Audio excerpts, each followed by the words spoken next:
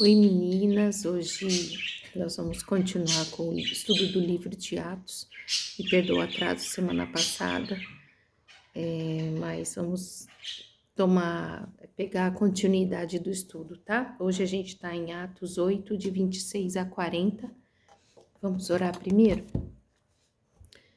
Espírito Santo de Deus, nós louvamos e engrandecemos o teu nome. Jesus, tu és nosso Salvador e Senhor, Paizinho. Obrigada porque nos formaste, sopraste o fôlego de vida em nós. Obrigada por Jesus. Obrigada pelo Espírito Santo que habita em nós. Espírito Santo, tu és aquele que nos ensina. Tu és a sabedoria interna. Tu és o direcionamento do coração do Pai nesse tempo em que vivemos aqui nessa terra. E te louvamos por isso, porque é a certeza de que não estamos sozinhos.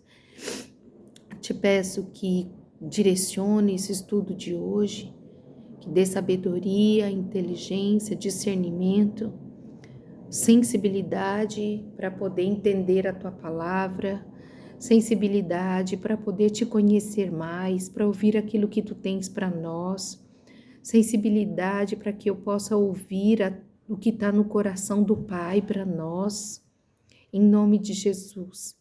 Que não seja mais um estudo, que não seja mais um vídeo, que não seja mais alguma coisa que alguém colocou e enviou, mas que seja sim um direcionamento novo, palavras que vêm do céu para transformar o nosso coração, nossa mente, nossa forma de pensar, mas principalmente queremos te conhecer mais. Em nome de Jesus, amém. Vou fazendo as leituras devagarinho, né? E aí a gente vai comentando, tá bom?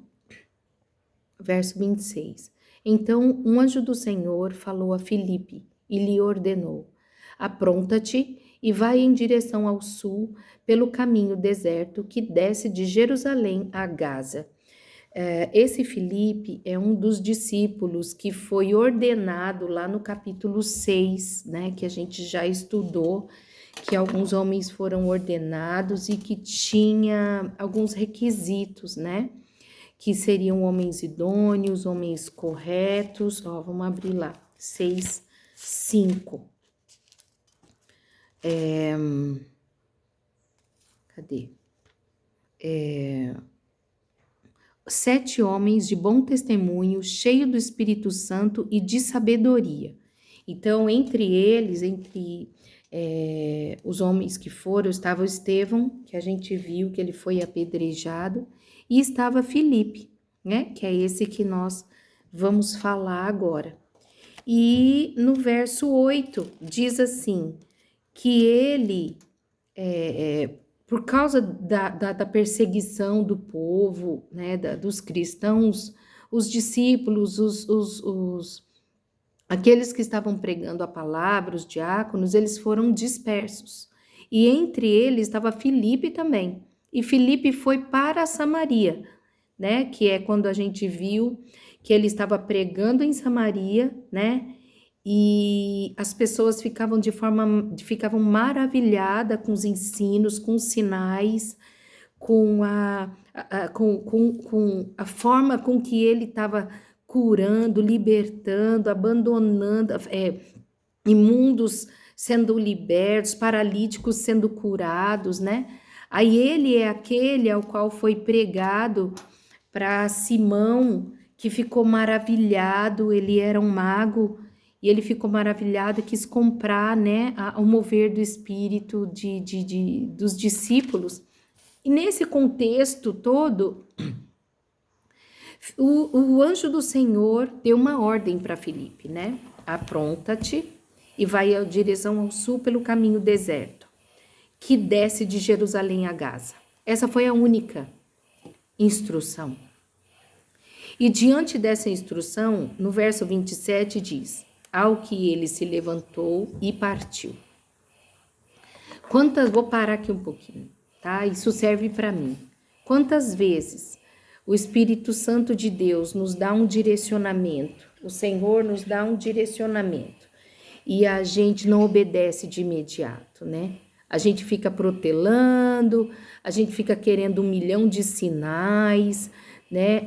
Muitas vezes a gente já sabe que foi ele que deu esse comando, mas a gente fica com medo, com vergonha, ponderando 1 milhão de coisas, ponderando se a gente tem tempo, ponderando se realmente é essa hora de fazer, e se o caminho está no meio, se o caminho é viável, se eu tenho dinheiro para isso, enfim, a gente põe tantas desculpas, né? E aqui a gente vê como ele foi obediente de imediato.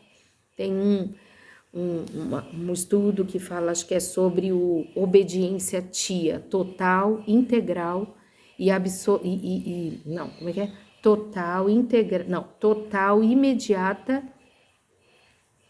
e absoluta. Acho que é isso, que é você obedecer de ponta a ponta, todos os detalhes, obedecer imediatamente e obedecer com o coração disponível. Agora eu não me lembro das siglas, mas é a obediência que Deus quer de nós, é essa obediência, né? Ela é total, né? Porque às vezes a gente põe para Deus assim, tá bom, mas eu faço só isso e o Senhor faz isso. Ou eu faço só tal coisa eu não faço. Ah, isso não é meu talento, então eu só vou até aqui, a partir daqui eu não vou. E a gente fica colocando, né, essas coisas. Outras é que a gente protela, como eu falei. Então, então a obediência a Deus, aqui Felipe já está deixando um grande exemplo, né, a respeito de obedecer imediatamente. E Deus, e o Espírito não disse o que é para ele fazer, apenas vai, né? E aqui a gente vai continuar. Vamos lá.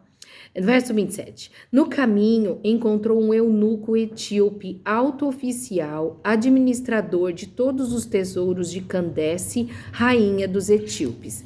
Esse homem viera a Jerusalém para adorar a Deus.